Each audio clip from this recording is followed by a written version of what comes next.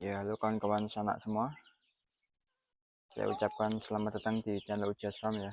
Dan pada kesempatan kali ini saya ingin sharing tentang 5 keuntungan pembesaran ayam kampung dengan kandang baterai ya. Jadi mungkin ini tidak umum ya. Apabila ayam berdaging tetapi dengan sistem kandang baterai. Karena umumnya kalian pasti memakai sistem kandang seperti ini ya. Ataupun kandang liter. Tetapi menurut saya itu kurang optimal ya kalau di-compare dengan cara yang menggunakan kandang baterai seperti ini. Lumayan agak jauh juga. Tapi sebelum kita ke 5 keuntungan pembesaran ayam kampung dengan kandang baterai, saya ingin cerita dulu ya bahwa sebelum kita pindah ke kandang baterai ini tentu saja tidak bisa sejak kecil ya. Sejak GOC kita tetap harus melalui kandang box, kandang seperti ini sampai 1 bulan. Setelah 1 bulan kita pindah ke sistem seperti ini ya. Karena kalau kita langsung pindah ke sini masih bisa keluar lewat lubang karena terlalu kecil ya. Jadi kita tunggu dulu sampai tidak bisa keluar lubang dengan kandang seperti ini ataupun kandang sistem liter ya, sama saja. Dan juga ya, untuk pengoptimalan kita di pembesaran ayam berdaging kampung, yaitu setelah kita pindah dari kandang box ke sini harus kita obat cacing ya. Jadi FYI saja bahwa periode berkembang biaknya cacing itu sejak 1 bulan sudah pasti ada ya. Karena sejak kecil entah terbawa telurnya dari indukan atau bagaimana, tetapi kalau kalian cek pasti 1 bulan kalian obat cacing, kalau berhasil pasti keluar cacing ya. Tapi ya masih lembut-lembut, kecil-kecil itu, tapi pasti ada kalau kalian berhasil ya. Karena obat cacing itu tidak asal ya, kalian harus tahu rumus-rumusnya. Dan nanti setelah kita mau pindah ke sini, kita obat cacing dulu juga ya.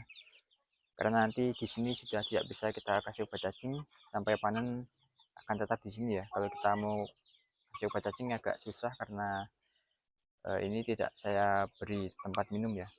Jadi begitu saja ya.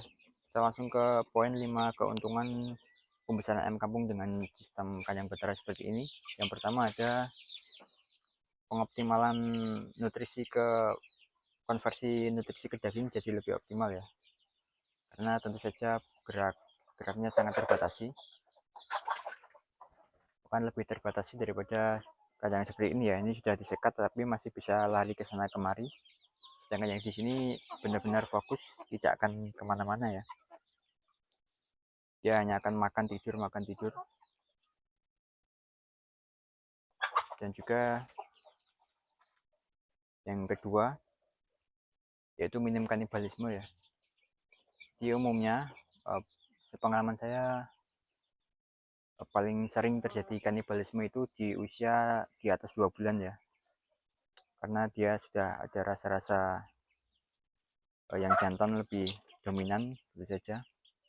Nah, ayam dengan ukuran lebih kecil pasti diajar. Dan kalau sudah muncul sedikit darah saja, yang lain juga ikut-ikutan matok ya. Kekurangannya seperti itu biasanya kalau kandang seperti ini. Sedangkan kalau di kandang seperti ini terus saja tidak akan ada kanibalisme ya. Karena ya mereka lebih kalem, suhunya lebih terjaga ya. Karena satu sekat hanya diisi dua saja. Untuk poin ketiga yaitu tidak ada premanisme ya, atau kalah makan. Biasanya pasti kalau kalian memakai sistem liter ataupun karena seperti tadi ya, pasti ada saja yang 1-2 ekor yang kalah makan ya, tidak berani mendekat karena ada yang berkuasa, dan pada akhirnya dia jadi paling lambat pertumbuhannya ya.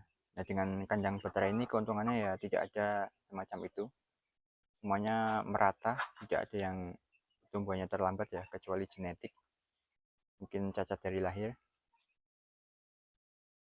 Nah, untuk keuntungan keempat yaitu penularan penyakit lebih terbatas ya apabila ada serangan,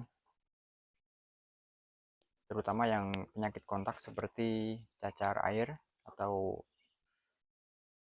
virus Pak ya, atau bahasa lainnya mungkin cacar koreng itu ya, koreng-koreng, ataupun yang berbasis pencernaan seperti berak hijau, berak putih, berak darah, dan lainnya ya,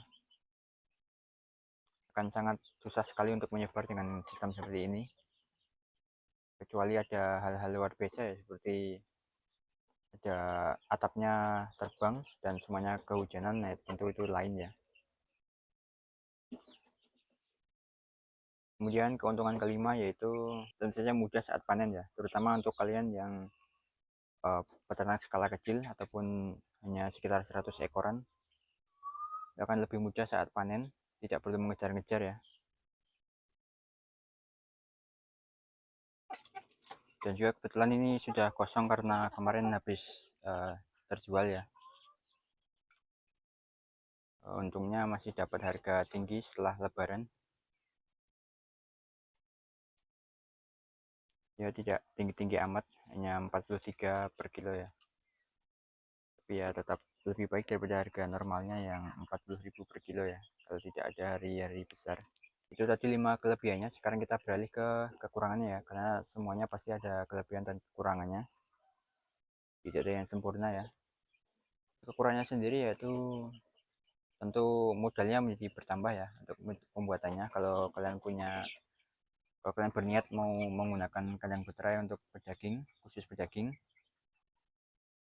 tapi ini kebetulan karena saya pensiunan dari ayam KUP ya, jadi saya punya kandang beterai ini nganggur, jadi saya awalnya hanya memanfaatkan saja, tapi ternyata hasilnya lebih baik ya. Jadi ya nanti rencananya ini sampai sana akan saya ubah menjadi kandang beterai semua untuk pedaging ya. Mungkin nanti ini atasnya akan saya tambah satu lagi karena terbukti lebih baik. Dan oke lah ya, cukup sekian sharing saya kali ini, dan semoga ini bermanfaat dan bisa kalian pertimbangkan sebagai opsi ya. Misalnya kalian juga pensiunan dari ayam petelur ataupun ayam KUB, kalian bisa gunakan kandang beterai untuk beternak ayam pedaging ya. Semoga ini bermanfaat dan sampai jumpa di video selanjutnya.